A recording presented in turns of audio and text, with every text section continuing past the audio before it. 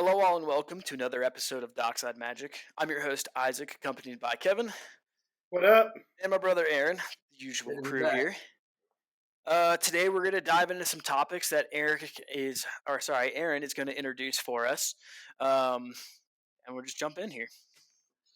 Thanks, Isaac. So, yeah, I'm particularly excited about this. We were rolling back and forth what to talk about, different topic ideas, strategy, brewing, whatnot, what have you. And we really just decided to land on this idea of kind of having a more casual night, picking a couple cards. We limited it to like three that were our personal faves that we're high on right now, whether that be just through brewing versatility or just new stuff that we're looking into. And we've each selected just a couple cards that we're high on that do see some play, obviously, in the cEDH meta, but more boils down to flavor or maybe like a specific memory or whatever it is reasoning wise that brings relevance as to why we had these three picks. With no further ado, let's dive right into it. There's really no other criteria for the three card pick other than just cool. Want to play them? Effectively, just like three random cards we enjoy, right? I just want to make sure I did my homework right. Like, just Yeah. some random cool cards. Okay, cool. Sick. So I think that we could jump right into it and maybe give Kevin a stab here first with his picks and to just give Kevin an opportunity to talk about his three, why he picked them. Boom.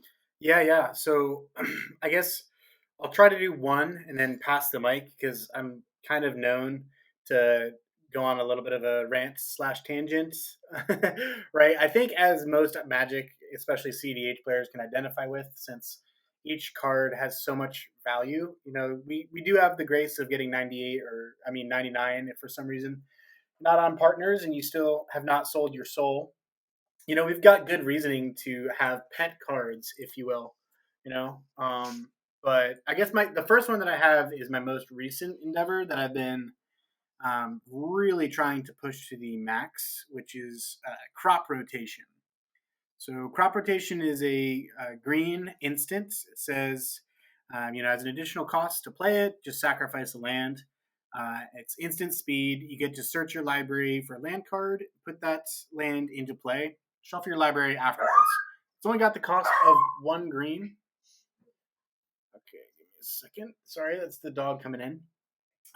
But yeah, this has basically been huge in just exploring different ways to utilize utility lands as well as like ramp spells, all at instant speed. Usually, when I'm doing this, it's because either A, I don't have anything else better to do, or B, I'm actually sandbagging a win, which I think has some pretty large upsides there. Love it. The versatility that comes from crop rotation is great. Like you briefly hinted on, maybe you're a couple extra mana short and you need to go get that guy's cradle, or you want to try to push to the win through emergent zone, or a lot of other utility comes from other lands that can be tutored up. It's just a card that's very rarely ever a dead card, and you always get excited about the possibility of what it could bring if you top deck it. Yeah, for sure. So like those, I think those are like the most obvious case uses where it can be used as a ramp spell. Whether you don't really lean into a creature strategy, you could just go find an ancient tomb. Easy 1 for 2, right? In terms of mana production, it's a good tempo play, and you also have the ability to do this on end step if you don't care about the green bips per se, or like Gaia's Cradle if you are on a creature strategy, which is also kind of looked at similar to like a green dark ritual. Usually whenever I'm going to swap this card out for a Gaia's Cradle, I have at least 3 creatures in play, so it's real easy to make that connection there. But other uses where I've been really trying to deep dive and explore with this card is actually where it's a part of like a pseudo time twister loop. So to kind of expand on that is, if you are familiar with the like Blood Pod or Thrasios plus decks, which include white, typically it's Bruce Tarl, and you run the Devoted Druid plus Swift reconfiguration lines, you're stuck with only infinite green mana. So the fact that crop rotation costs 1 singular green It's actually really helpful. So you're able to loop the crop rotation in with, say, something like Life from the Loam and Noxious Revival to filter that green mana into mana of any color on top of using Emergence Zone so that you can actually win right on top of people if you're able to pull that off. Which that's something that's pretty difficult to see coming, um, and just one of the really really high powered uses, which is a little bit more niche, but it's definitely still there for crop rot, and it's just sexy. Speaking of sexy, the most, well, actually not the most, but one of the most recent versions of crop rotation, I think it was in Double Masters. It did, yeah, Double Masters. They had that kind of ant looking creature on it in Mm-hmm. all foil. One of the coolest looking cards in a A while. wizard should know better. Cool. Anything else you wanted to speak on about crop rotation? Yeah, I guess something else that's definitely worth mentioning, Mm-hmm. like if it's not for just a simple ramp spell or for a utility case, I guess this is technically a utility case, but it's also a kill spell in certain scenarios because your opponents truly don't know what you're getting off the crop rotation. So with Athos's consult on the stack, you can swap this off for my personal favorite, which is Gyre Reach Sanitarium, or the more popular blue version of that if you do have the threshold when you're casting this, which your land that you'll be adding to the bin plus the crop rotation upon resolution is going to add 2 towards that threshold to get you the blue land that makes Cephalid target player draw Coliseum. 3. What is it? Cephalid Coliseum. Yeah, that's the one. So it has some pretty high ceilings with some pretty decent floors, I think. So it's one of those cards that I'm always super stoked to be able to fit it into a brew. Nice. Love it. Okay, so this is just for a question here. What do you find yourself grabbing most of the time? Like, if there was one that actually had a majority, what land? So about 19 times out of 20, I'm grabbing Emergence Zone because that's the for me anyway, that's the most potent use of it. Okay, If you're makes in sense. Grixis plus green, Emergence Zone is incredible. Or really, the types of lists that currently are running crop rotation already are lists like such as Corvold, where you get a sack trigger to get a draw potentially, and Yeah, then also you'll see those types of lists also go for Emergence Zone very often. The ability to give all of your spells flash until the end of turn is absolutely ridiculous. There's nice. a lot of creatures, a lot of sorceries that heck enchantments even that can or artifacts that'll totally throw a log in your opponent's wheel, if you will. Hmm. Deck, Okay. deck, deck thinning and mana fixing is, I mean, they're obvious things, but you want to thin your deck and also mana fix. You go for a fetch, you get that land. Your deck is now 2 cards thinner, and you have effectively fixed your mana problem. It's a great card. Yeah. um, yeah. If there's nothing else that we wanted to talk about with that particular card, I think I'm going to take round 2 here, and I'm going to actually talk about 2 cards in one segment here because they are very much related as how I use them. But yeah, I want to talk about one that doesn't see a ton of play in cEDH, but is just delightful. I'm going to talk about Kogla the Titan Ape. It's 3 colorless and 3 green. Legendary creature ape coming out of Ikoria. When Kogla the Titan Ape enters the battlefield, it fights up to 1 target creature you don't control. In green, there are some setbacks. The straight up creature like removal or exile is not really there, but it does offer a lot of potential for fight, whether that be through literally fight or tail swipe or prey upon or any of the other number of instant or sorcery spells allow you to do that. And there are some creature ones, but Kogla is fantastic to be able to take care of that Archon of Emeria or take care of usually most people's commanders as it is a 7 power, 6 defense. Reading on further, whenever Kogla attacks, destroy target artifact or enchantment defending player controls. Just adding more versatility to the list. There was a time Kevin and I were playing tonight where he had a deafening silence and an Archon of Emeria. enter in Kogla the Titan Ape, fights Archon of Emeria. That's one problem done. It attacks, deafening silence taken care of. It's really quite tricky. It is intensive at 6 CMC, but for what it offers you fully, it is well worth it. I play a lot of mono green, and Kogla has definitely seen most of those lists in its composition. It's got one more ability at the end, one colorless, one green, return target human you control to its owner's hand. Kogla gains indestructible end to end of turn. So the indestructible part is more or less cute, initially versatile, but being able to return a human to your hand allows for some shenanigans.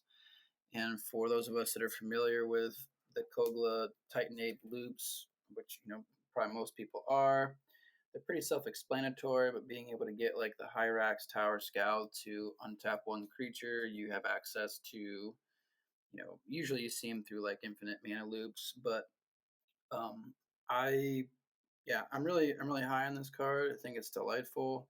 I think in mono green, most of the draw engines are based upon drawing cards equal to something's um, attack power, and it being a 7 attack power, even with a 6 CMC, that's a lot of cards. It's a lot of cards that are a nice byproduct of me usually either going for infinite mana, this is one of the pieces, or most of the time trying to tutor this up or force this into play to take care of one or two problems through the fight and also the enchantment or artifact destruction. What you Hmm. got, Kev? Yeah. So a quick question on the Kogla, because I definitely see this card coming up more and more. It's a huge problem card on the other side of the board, right? Like you mentioned earlier in our some of the gameplay that we got in earlier today. It was a huge issue. What kind of lists outside of like mono green is Kogla like in your considering? Do you want to try to find a space for it, or like what are all of its homes with the mana intensement cost, with where the payoff and outlet of the human bouncing is really worth it? Sure. So I see this card in mostly very creature heavy creature strategy lists. I see it in Selesnya. I see it in green white. but not Um, Kinnan. no, no, not Kinnan. It's not a bad including Kinnan, but not quite what I'm looking for. Um, yeah, I don't see it much out of mono green. I do see it in other people's lists. Usually, if I see it in someone's list outside of mono green, I'm thinking to myself, it's probably not the most like elite uh elite most efficient list, but that doesn't mean that it's not playing into somebody else's strategy really well. The fact that it's 6 CMC does allow it to be neoformed or retrieved through Eldritch Evolution through a good number of commonly accepted and utilized commanders, which is cool. um, I do see it on some anti-stacks lists quite frequently. If you see this card lying in someone's bin, oftentimes it fits into their strategy, but it'll be sitting in the sideboard. It's not oftentimes on someone's like list if they're running like three colors. There's just cards that are strictly better. But I think part of why this resonates so heavily with myself it's because of the restriction of colors that I oftentimes play with. I like dual colors and monocolor. Notorious for building engineering within those parameters. And so, with that in mind, cards that I include have to have versatility. They have to earn their spot. They got to be able to do everything. And oftentimes, especially if I'm playing mono green and ramp, I don't care how much it costs. I care Hmm. about what it does. And this does everything that I want it to do and some. And it looks cool. The next card I want to talk about, which oftentimes is associated with Kogla, is Eternal Witness. Card's been around for forever. It's seen lots of play. It's made lots of people's lists. But as it pertains to Kogla, being able to like bounce Eternal Witness and then get like a vitalize, like an instant that I can untap all my creatures and play it. I have several infinite mana outlets through this. I have all of green's instant and sorcery draw spells access through this. It is just super, super, super versatile with what I can grab, probably from whatever you have in your bin. But the fact that it's a creature spell and it's a human is what really makes it like kind of come to life for myself. I wouldn't say that it's an auto include. I wouldn't even say that it's an auto include in every mono green deck, to be honest with you. But the cheeky stuff that I have been able to play out has been learned through running this deck through multiple different scenarios in which I'm playing against other people where I have to solve a problem. I have to solve a problem, which oftentimes with my removal in green, which is not super prevalent, I have to not only play that spell but then play it again, which means I can get Eternal Witness into my loop, which is part of a combo piece. So I'm taking care of a problem, taking care of a secondary problem, but I've also put one of my pieces out that I need to actually like use or utilize to win the game. Um, It's like love pretty it, love it. common to like loop with Eternal Witness when you are looping it to grab like one of the destroy spells, right? And just kind of Yeah, board wipe everybody as you loop. take like Beast Within. Yeah, that's what I'm thinking. It's super solid. Or even take like Return of the Wild Speaker. Instant 5 CMC. I get to choose one, draw a card equal to the greatest power among non-humans you control, or non-human creatures you control get +3, +3, +3, +3 until end of turn. So I can use it to draw cards, or I can also play it a bunch to just be an overrun type effect. It's a +3, +3 to every non-human I control, and I can overrun people that way. It's just the way that I build. There's so many redundancies, and Eternal Witness fits right into that. It lets me play whatever I want to play it over and over again. And if I have Kogla or if I've got Teamer Sabretooth out, I can pull whatever I want to and pull it over and over again. It's a Mhm. it's a great tool. It's integral into how I deal with problems that are presented to me on oftentimes opponents' board states. Nice. Yeah, I mean, playing like even outside of mono green, played a lot of Eternal Witness in the Mm-hmm. Razakats model before the what was the actual cat that was printed? The white black one. I'm spacing, but Diamond yeah, I Yo-Yo. found that Eternal Witness always provided a huge amount of versatility there. Kind of like how like Noxious Revival. I feel like Ewit. I mean, correct me if you play it more than I do, but kind of fills that same spot where it never really feels dead. Uh, in certain cases, it has better uses than others, of course. But you're never really like, ah, oh, man, I wish I could just not have this card in my deck. Makes sense. Like I'm there too with it. It's just always a decent level of value and a fairly low cost that doesn't feel too punishing to get out. Yeah. It's not uncommon either that Eternal Witness gets played, I solve a problem, and then again, like Neoform, or more commonly, Eldritch Evolution allows me to sack it to go grab something else. It's never really a dead card as long as my bin's online. Um, Yeah. yeah, I think that kind of wraps that portion up for myself. Isaac, you want to tackle one of your cards? Sure. I'll probably pull the card that I'm the most high on. And maybe this was me pulling a little bit of an audible. I don't know if there was a stipulation we weren't supposed to do any commanders, but that's what I did, so I'm going to run with it. Uh, Malcolm Keen-Eyed Navigator. It's just been doing a lot of really fun things. I built a Malcolm Kedis deck, I don't know, over a year ago now. I like pirates as like a actual character type per se. I just think that's fun. But I love playing with treasure in this game. There's a lot to exploit from that, and I enjoy that quite a bit. But yeah, Malcolm Kenai Navigator, 2 and a blue, legendary creature, Siren Pirate, has flying. Whenever one or more pirates you control deal damage to your opponent, you create a treasure token for each opponent dealt damage. Um, it has partner. Yet again, people are definitely pairing this with N plus anything. Just about it can amplify just about any of the partner commanders. I think it's definitely better in some more focused stuff. But it's a 2/2 with flying, so getting it over the heads of people is almost a guarantee. I don't think I've ever sat at a table where there wasn't somebody I could attack. People don't typically have flying creatures all that often. If somebody does, there's somebody else that doesn't usually. So I'm usually safe to go over their head and make a treasure. And especially when I pair this with Kedis, who lets me deal that damage to everybody. I do my 2 damage, and then it does 2 damage to all the opponents, and I make 3 treasures. That's just a particularly cute thing that there's a lot of fun stuff to do.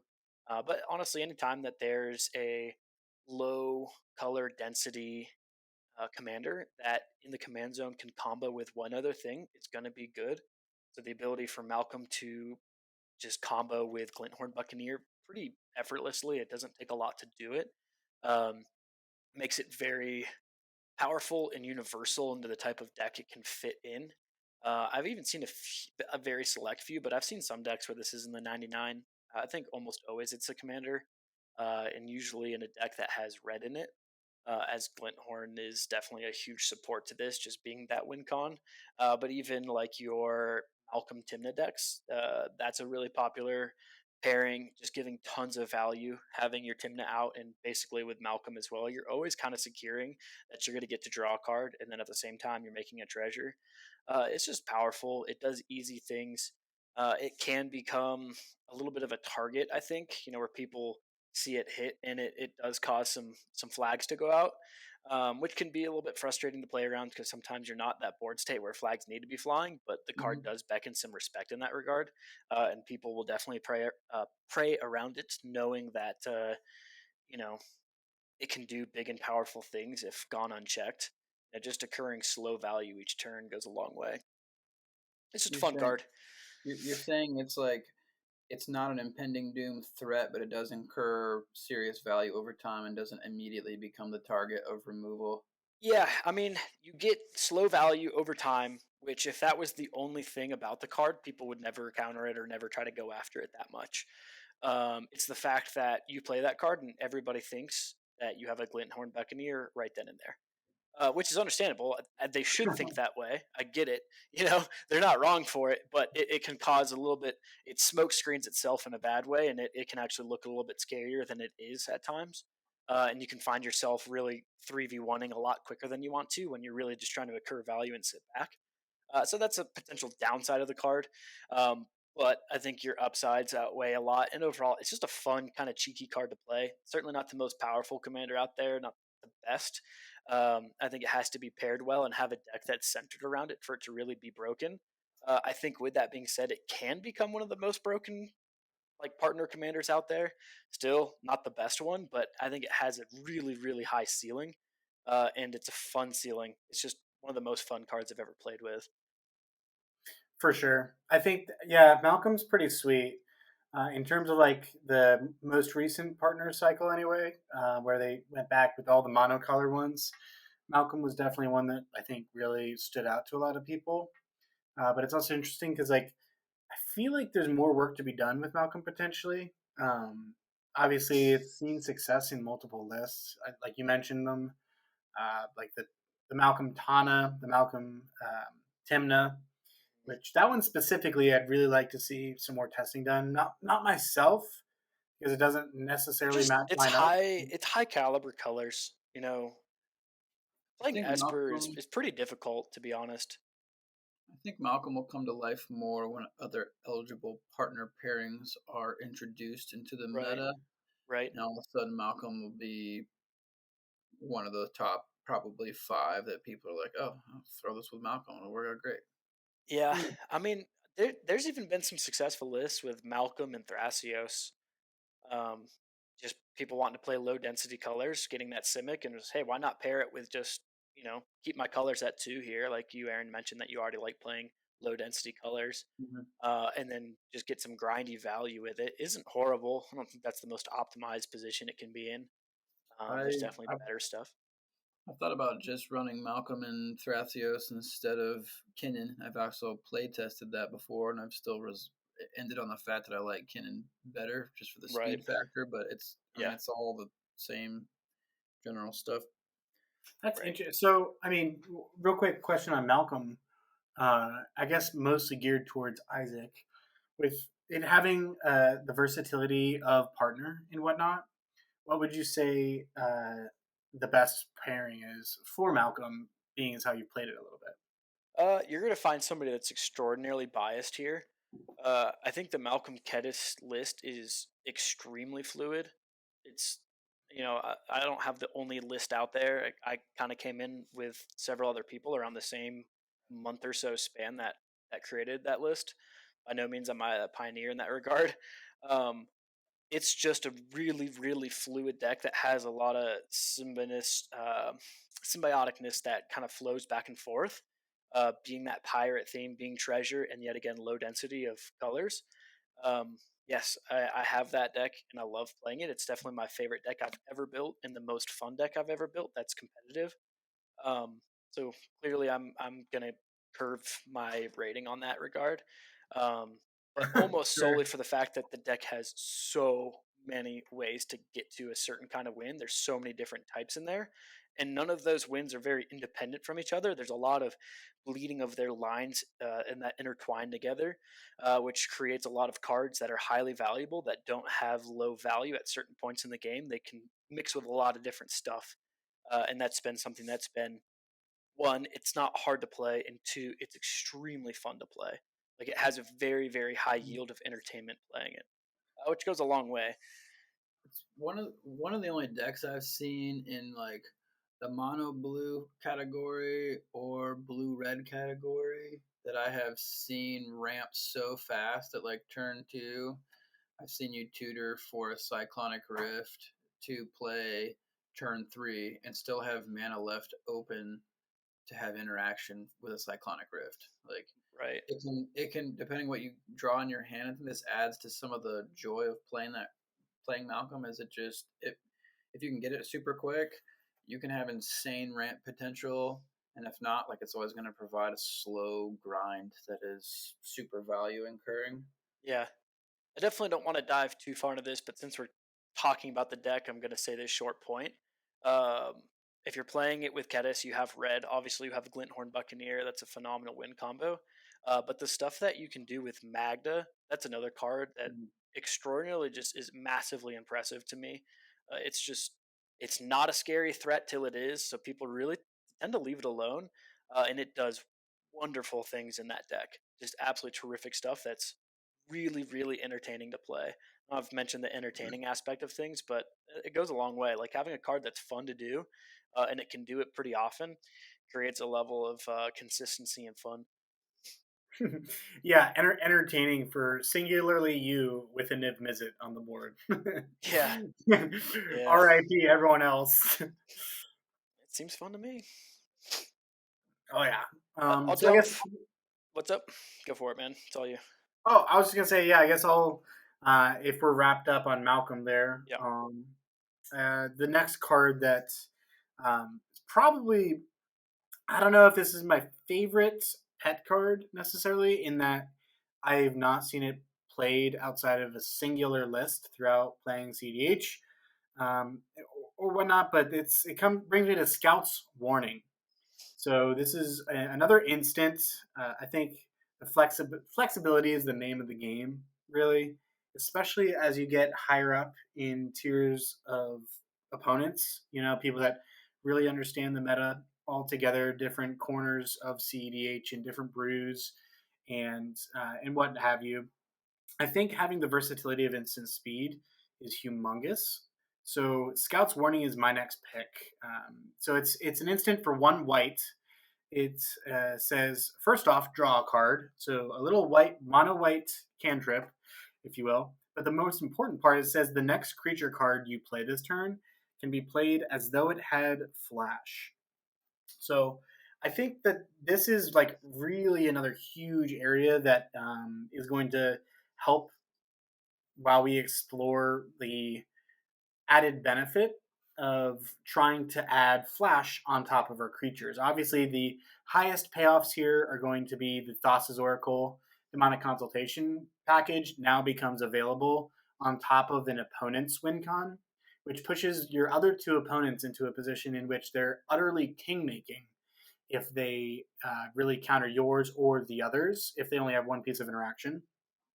But in addition to that, it can also be a way where you can kind of dodge around um, the constructs of when you're actually able to play creatures. What I mean by that is like it's a pseudo haste, Mhm. right? So currently I've got some Hermit Druid lists that I'm working on, And being able to end step Scout's Warning into a Hermit Druid does not allow 3 full players to go a turn cycle to try to figure out, all right, who can tutor for a Deadly Rollick, Swords to Plowshares, and just ruin this guy's day?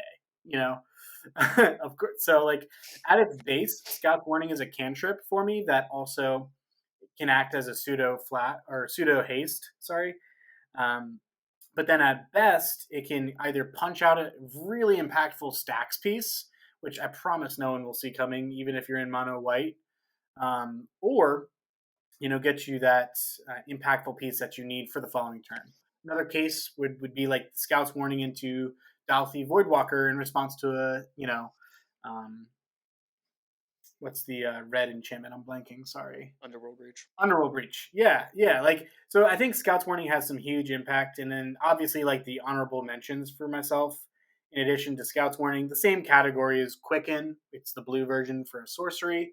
Also get to draw a card, or Ride the Avalanche, which is Simic, but it just says the next spell. So really, the ability to, for a low mana investment, give your next creature sorcery or just any spell for that matter, flash, I think is extremely huge. It's a big pet play pattern of mine. And it replaces itself. Yeah, yeah. It also absolutely replaces itself. In white. Yeah. I mean, the only other list that I've seen play this is basically Zur the Enchanter, when they're, Necropotence was the only way to basically play cEDH. Obviously, that's not a true statement whatsoever, but it was kind of like the boogeyman. Like, oh, this Necropotence Doomsday. Yeah, exactly. Necro Doomsday, like Zur always wins right up front. The Scout's Warning would allow you to take movements on end steps, which, by the way, are all entirely still there, even if you're not playing Zur the Enchanter. Right. I think too something that is even pretty important to say on the card. One of your texts has a lot of stipulation as far as like if you're gonna have something in hand that can support needing the flash. Uh, but you get curved massively by it being a low CMC card, and the fact that like worst case scenario you can just pay 1 white and draw.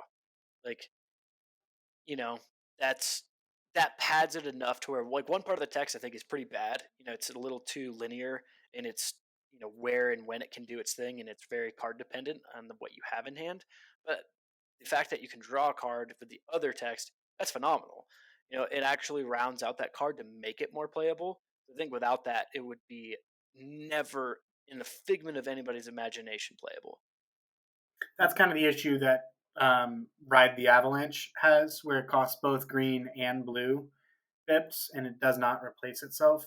It doesn't fill the role of a cantrip, but you pay the additional cost to have the additional, flexibility.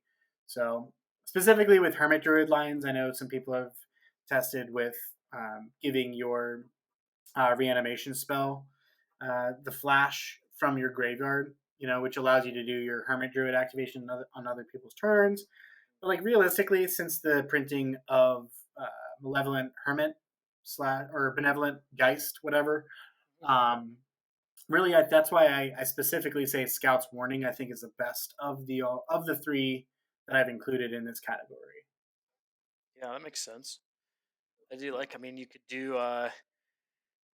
There's a lot of stuff you could do with it. It's pretty cheeky. I like it.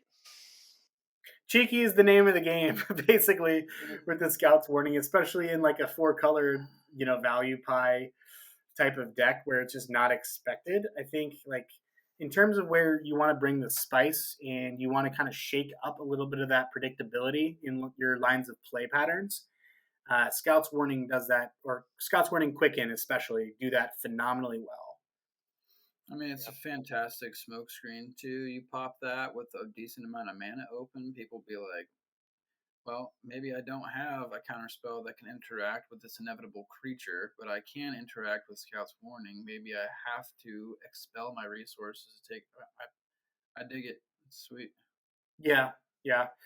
I mean, in my testing so far, Scout's Warning, I haven't actually gotten to test Quicken or Ride the Avalanche yet because I'm a little bit lower on those 2 variations, but no one has actually gone to counter the Scout's Warning just yet because usually my mana margins are a little bit tighter and don't necessarily, invoke that I'm about to do something that is going to throw the game so far into my favor.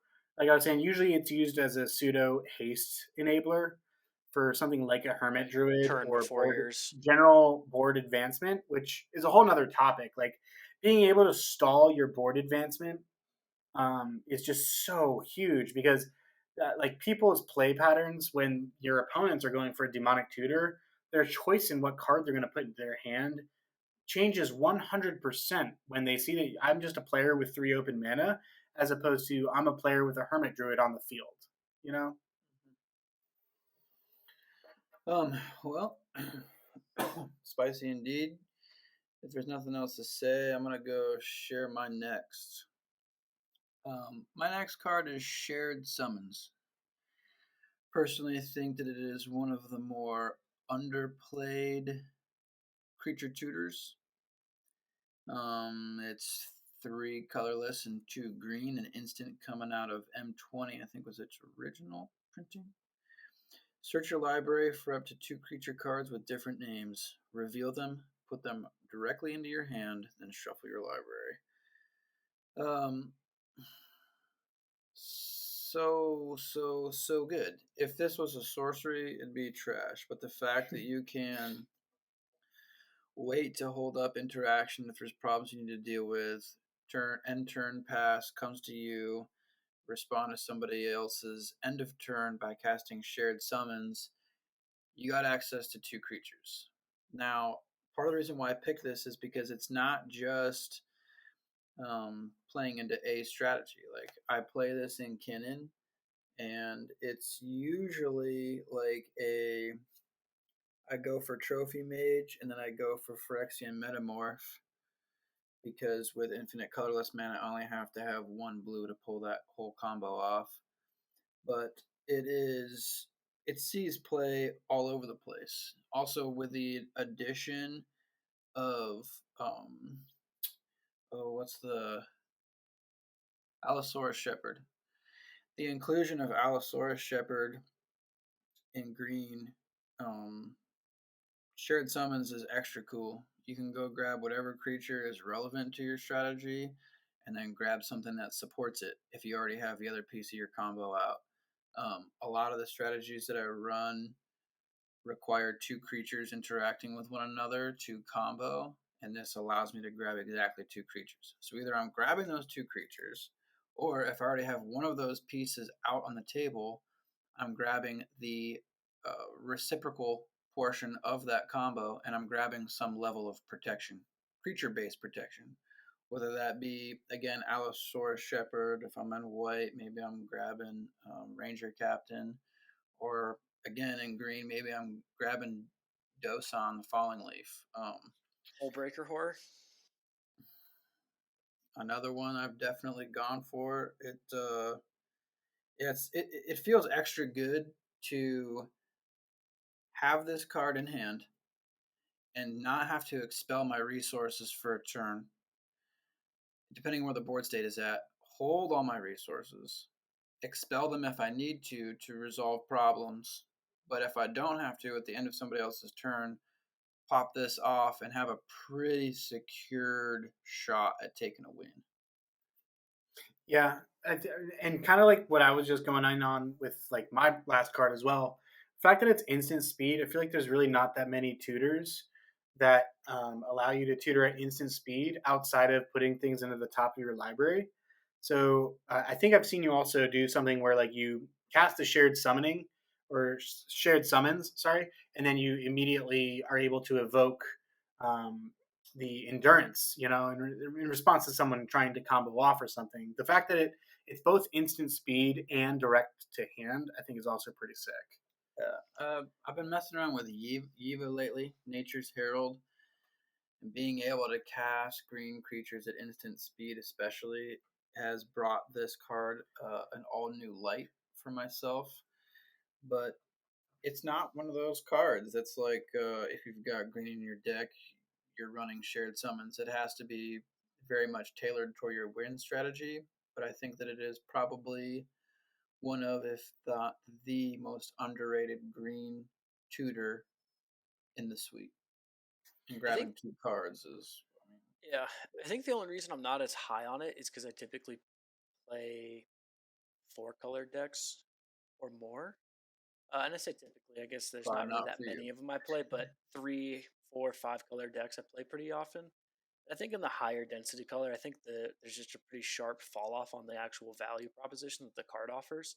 Hmm. Um, you know, I found myself loving the card a lot more though when I made a Marwyn deck and was playing mono green. It was just like, yeah, this is absolute fucking gas on fire. Like Easy you can't go jam. wrong with it. So I think once you're in 2 colors or lower, I think it gets a lot better. But I think it starts to lose some of its actual value and luster once you get to the 3 color realm. And as you go higher, it just gets worse and worse, just being so expensive.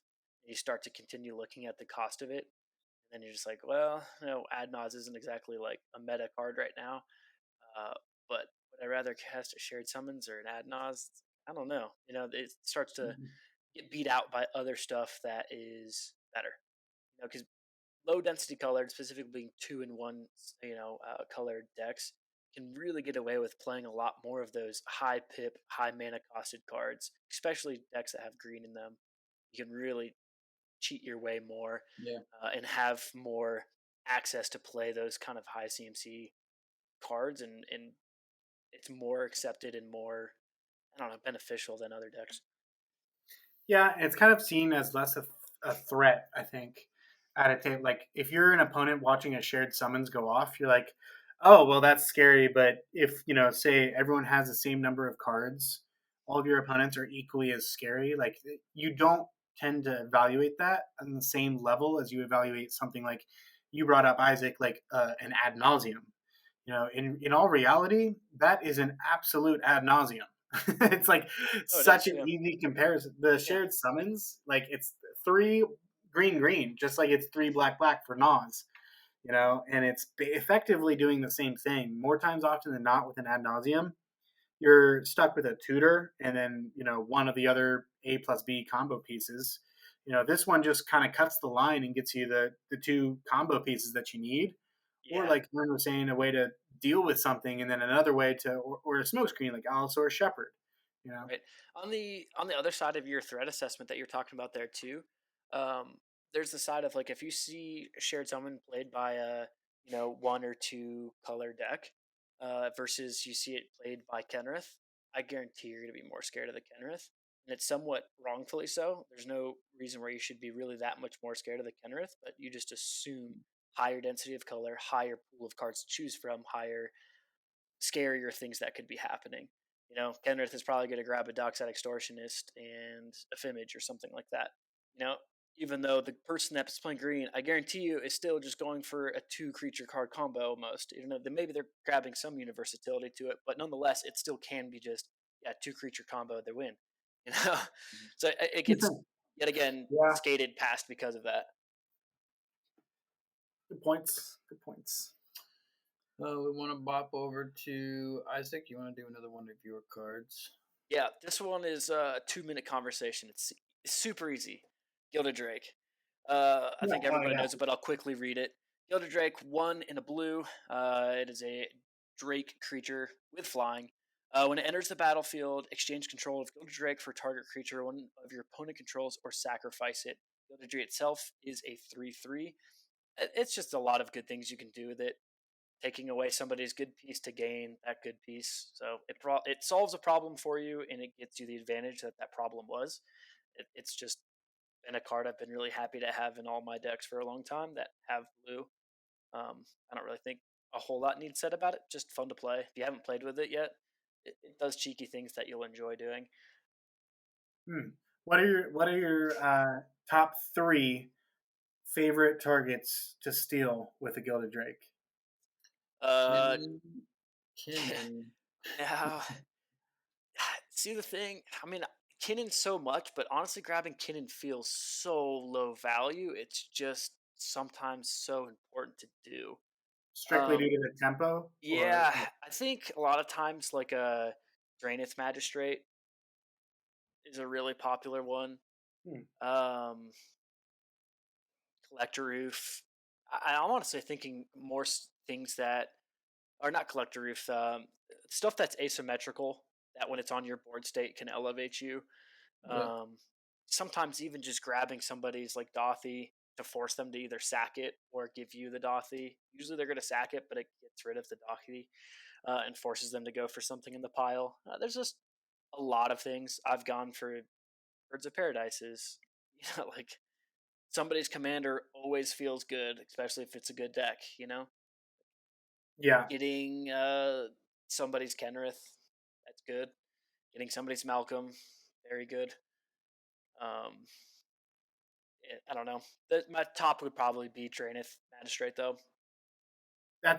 that's. I mean, that card singularly shuts down so much. It can come So out being very able to early both, game, and then you can answer yeah. also very early game with the Gilded Drake, and that card can be very, very debilitating to a lot of decks. Well, it's interesting to hear you say that because what I was expecting was more like a Crom Kenrith type of answer, and like the real big bad commanders that come out and are gonna just really grind you bunches of value. I know like that's one of the issues with playing a deck like Blue Farm when you keep a hand where you've got all this mana and you're like, oh, it's okay, I'll just sack this Jeweled Lotus and do I don't know Grim Monolith or Yeah, whatever to get an yeah, early Crom out, and yeah. then you see an immediate Gilded Drake. Yeah, Your day is those just do so feel rainy. awesome. I say Crom is probably the favorite commander, at least for personal value. Um, that's always nice, but there's just not that many cards out there that do a pseudo removal for you that can also gain you back that same amount of value. I don't really know of any other cards that do both of those so hand in hand so well. Yeah, I'd say like the only downfall of Gilded Drake are cards like what is the Dress down. oh no, not just Dress Down, but the copy effects. Phantasmal Image, Yeah, Phyrexian Metamorph. metamorphs. Yeah, Yeah, it's but like definitely I don't it know. can cause a like a power exchange war, just like Dothy Voidwalker causes power exchange wars. Um, it can definitely cause that pretty rapidly. I don't know. For some reason, anytime I see like a Gilded Drake, I never seem to play a game with just one single Gilded Drake. Happening. There's always like 8 different exchanges after the first one lands. Like obviously that's Yeah, I mean that's part of magnifying why it, but the card's good is because it gets played, and a lot of times people have to tutor for a Gilded Drake to get back what you stole because what you stole was that important. Like that's kind of a crazy thing. That really stresses the value of a card that cost one in the blue. yeah. Imagine playing Ultra the Infinite right into a Gilded Drake. That's just man. Well, I guess I'll. Unless did you guys have anything else on that one? I'm Negative. good, dude. Take it Noise. away. Solid. Yeah. So, like my last one of the 3 hot picks here, this one's not even hot. Like everyone knows that this card is just a freaking banger by now. But it's Culling Ritual. We've talked a little bit about Culling Ritual. I know, like on this exact podcast and other episodes. But this one is just another card, probably more so than the other two, that I don't really want to try to build an S tier deck without. Culling Ritual for 2 anything, a black and a green. It's a sorcery. It says destroy each non-land permanent with mana value 2 or less. Then you get to add both in terms of swamp and forest in any combination for each permanent destroyed this way. So Culling Ritual is like, I mean, board wipes are really becoming more prevalent.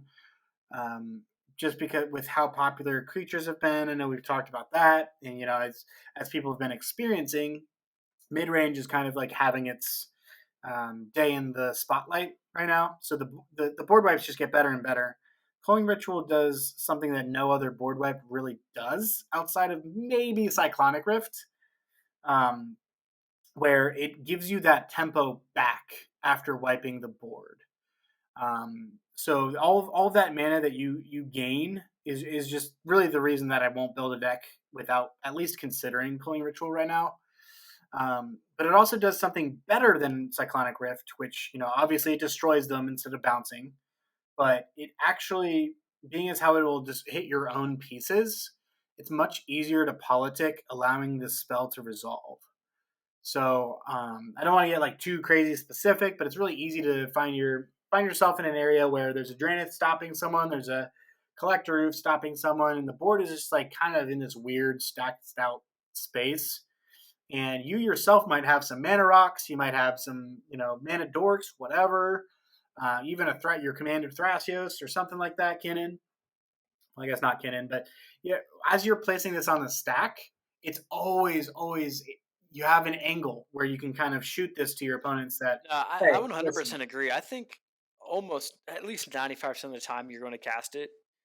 There's somebody else at the table that's probably like, I hate it, but it's better than those things being out. So they're like, okay, cool. yeah, Like I'll help support it too, because it oftentimes I think helps more than just one thing from happening.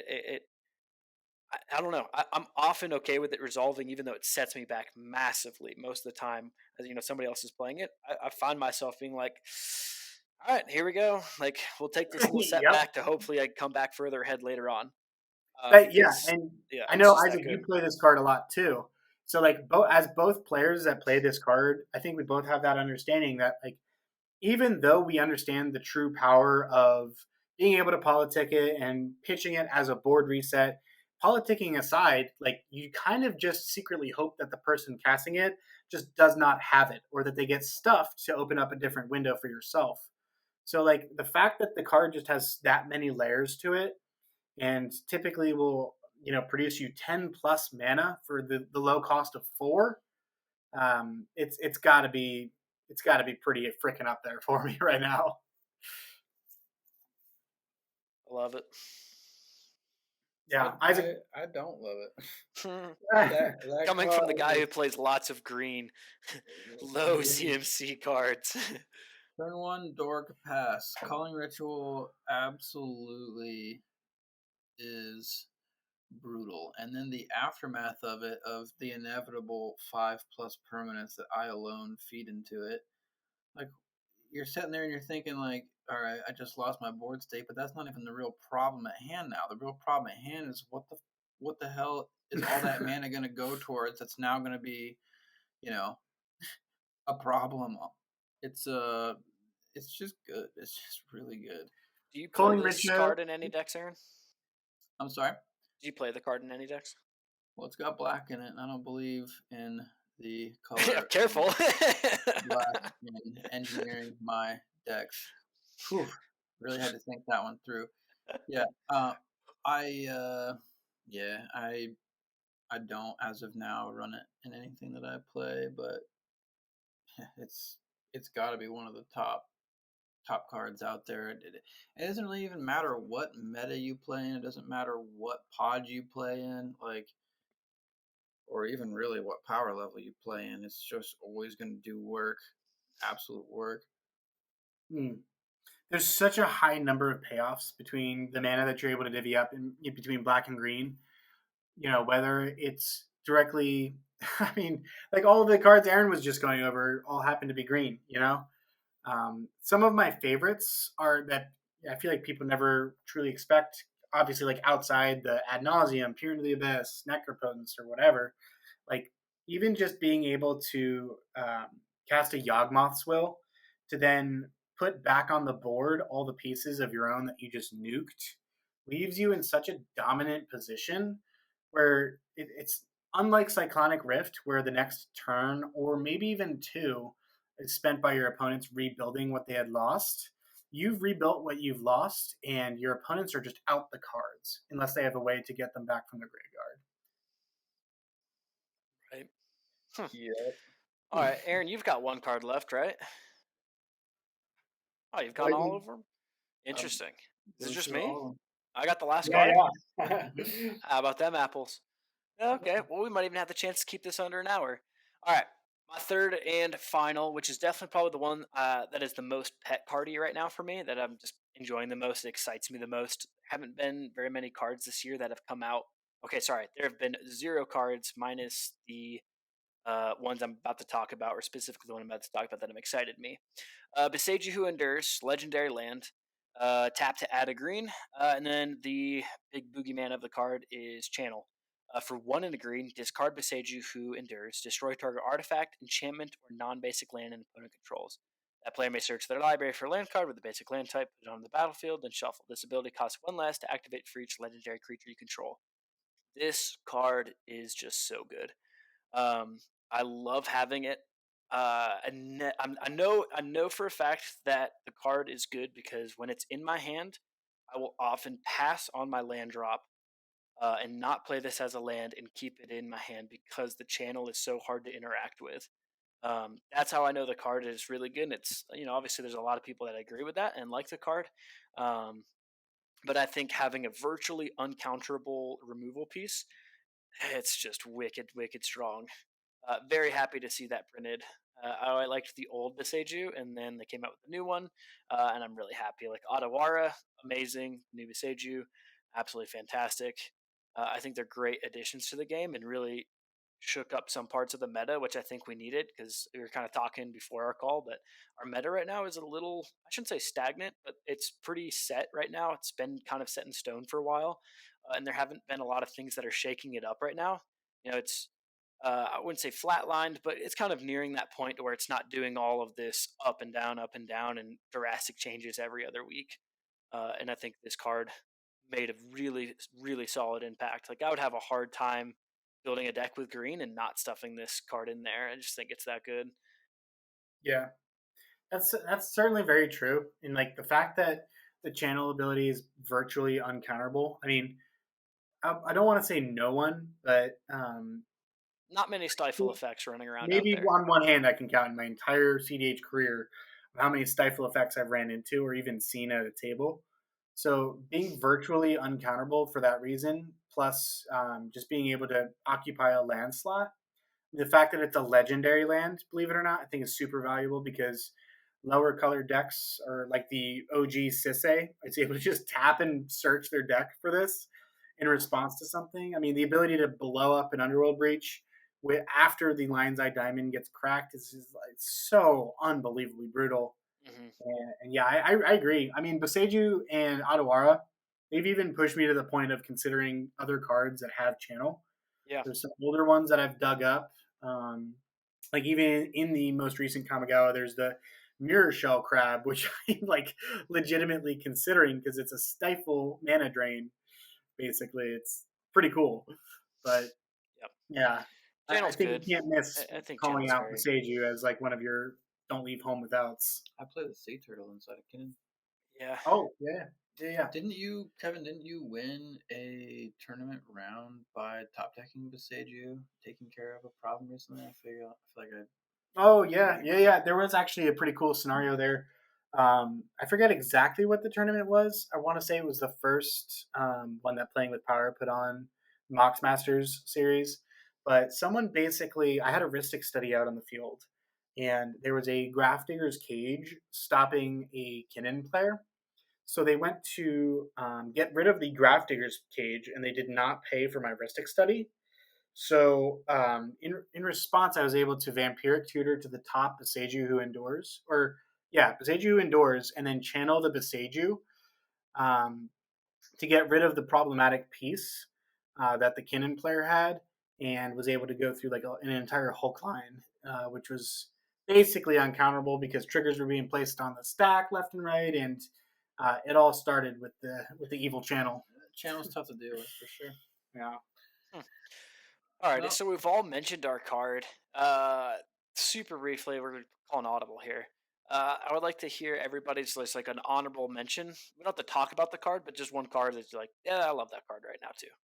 Noxious Revival because Noxious Revival. Yep, checks out. Kevin, what you got? Oh man, Noxious Revival because just Noxious Revival. I mean, I feel like that merits a little bit more. What do you mean? It's just all around versatile and it's in green, and you don't have to pay for it if you don't want to. Pay for it with your life. Yeah, just someone's enlightened tutor. All of a sudden, they get a fetch put back up on top Yeah, of their top deck library. tutors are a little scary when there's noxious revivals floating around. I can pull something on my own back. It's the ultimate versatile graveyard manipulation card, and it's in green because why not? Something that really like kind of shook me up. The longer I've played CDH, the more I realized just how much the graveyard really genuinely matters. doesn't matter what you're. I mean, of course, it matters what kind of list you're running, But like more likely than not, you're gonna have a hard time running into a pod where no one cares about their grade card. Yeah. I guess my pick would be Mindbreak Trap. I've been incredibly high on this card for the past 2 full years. That's another card I haven't built a list without. I think Mindbreak Trap is a little bit more globally accepted right now. Not quite ubiquitous, but on any decks that aren't expected to put the first win on the table, I think most decks are running Mindbreak Trap. The ability to be a free spell that can exile any number of spells that are on the stack, which basically is the only trump card to a Flusterstorm other than another Flusterstorm or a Veil of Summer, for free. It's the only one that can do that for free. Mm-hmm. So I think that card is enormously busted. Incredible effect. The fact that it exiles is almost, not almost, but I would say about 30 to 40% of the time very relevant, because if there's ever a stack battle which includes an opponent casting 3 or more spells, they're more than likely going to have a way to go for another win attempt the following turn with some level of resource or some path that they've developed. Being able to just exile it and permanently remove it from your areas of concern is huge. I think Yeah, Mind Big Mind Trap has Break. always paid off well. I think that card ends up being played when you have two players going at it in a counter, war, and then a third player just sitting there for forever, and it's like, no, I got this, guys. Like, I'll be the icing on the cake. Just keep playing more stuff. Yeah, I guess the only thing I'll say is like stop being so obvious that you have a Mind Break Trap in your hand. Um, like in certain scenarios, you have to kind of be obvious and be like, "Hey, just cast a spell and I got you." You know, but outside of those, repeatedly asking what the storm count is when you have it in your hand might not be the best idea. It's kind of a little bit of a show. No, it's definitely a tell that you've got a Flusterstorm or a Mind Break Trap for Or sure. yeah, tell exactly. But Isaac, what's yours? Neoform. Oh, Um, it's a good card. It's like, hey, I'm gonna take my dork and make my dork just a little bit better. Grab something just a little bit better. Get the Dothy. Let me get a Dockside. Phantasmal Image. I enjoy that card. a You can even little bit use it to better. go get yourself a Thassa's Oracle. It's a good card. Fun. What do you mean a little bit better? Like I don't know if it's just me, but I feel like when people neoform the dork, they're either grabbing Thassa's Oracle, Collector Oof, or Grand Abolisher. Either way, it's going to completely take a crap on your front doorstep and ring the doorbell. Yeah, there's definitely a scale up from Llanowar Elves to Dothy Voidwalker. Yeah, that's man. If only you had a quicken to cast that instant speed, man. Oh my Right? god. I think that about wraps it up for us. Is there anything else we wanted to mention before we all sign off, gentlemen? It's good to be back, boys. No, yeah. Glad we were all able to get it on our calendars here and make this episode happen a little bit quicker than the last laps. I guess for any local listeners in the Ohio area, there's going to be a bigger tournament series getting started over at the Warp Gate on January 7th. So definitely look out for that. If you haven't already, if you're in the Ohio area, look through joining the Ohio cEDH community page on Facebook for tons of information on any local events so that we can put a lot of these theories and pet cards to practice. Nice. Well, folks, been good chatting. We dropped a video not even 4 days ago. Maybe, if it's possible, I'll be fast at At editing time this of one, recording, yeah. and we'll have a video within 14 days of the last one. That could be cool. Watch out now. Watch out. Well, we appreciate everybody listening. Signing out. You guys enjoy the rest of your evening, gentlemen. Peace. Like, subscribe.